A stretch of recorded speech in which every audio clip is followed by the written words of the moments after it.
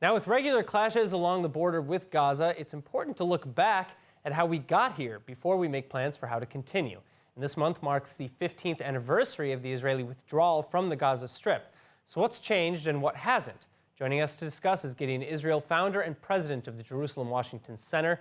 Gideon, thanks for being with us today. Now first off, Gideon, in 2005, you were actually there protesting the withdrawal in Gush Katif on the ground. As I understand it, you were even arrested. What led to the Israeli withdrawal from the Strip? Well, there were many policy reasons given, but whatever reason, it was a horrible reason. And what was even more surprising was that only a year or two before, the Likud had ran on a platform of equivocating Nitzarim, one of the settlements in Gaza, with Tel Aviv, meaning the law of Nitzarim is the law of Tel Aviv. So it was certainly surprising when Ariel Sharon did a 180 and decided to remove all the settlements. Some have speculated that his legal problems led to such a decision. I see. All right. And so, why were you so against it at the time, though? Well, I mean, it was wrong in so many ways. I mean, first of all, you had 8,000 Jews who had returned to their homeland, and they were now being thrown out of their homes. That was something that happened in the diaspora. It shouldn't be happening in Israel.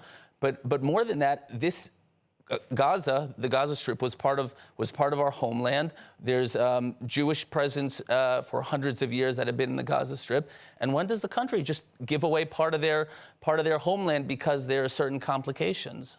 All right. So, has anything changed since then, in your view? Because I mean, it's been 15 years now. We're not there anymore.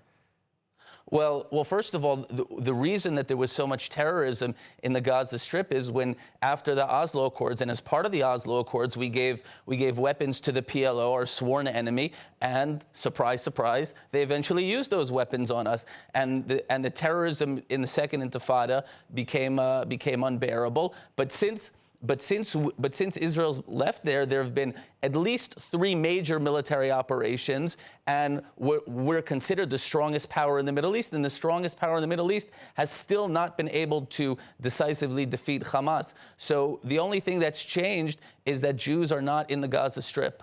All right. Now, you mentioned the Oslo Accords, which the United States obviously had a very large hand in orchestrating and negotiating. What role did the United States have in the pullout, in the withdrawal? So I was at a conference at the Bessa Center a few years ago, and I heard Dov Weissglass, who was Ariel Sharon's advisor, say that part of the reason was U.S. pressure. And that bothered me so much that I decided to call some senior administration officials and ask them, was there pressure from the United States during the George Bush administration to leave Gaza? And they told me it was the opposite. One said he was so surprised that they would do such a thing, and for him, it was rewarding terror by leaving the Gaza Strip. They thought it was a horrible decision. Is it possible that he was wrong, that he wasn't in the know?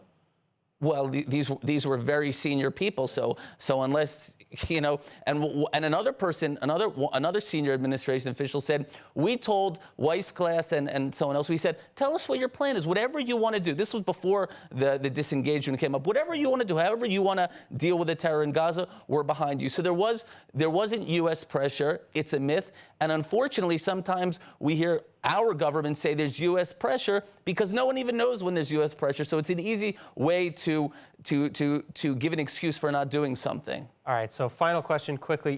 What lessons would you like Israel to have learned from this?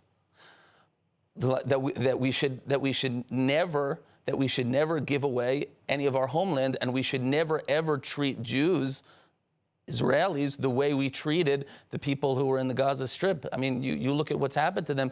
There's still people who don't have homes, who have been shattered. It's horrible. All right, Gideon Israel, thank you so much for joining us today. Thank you.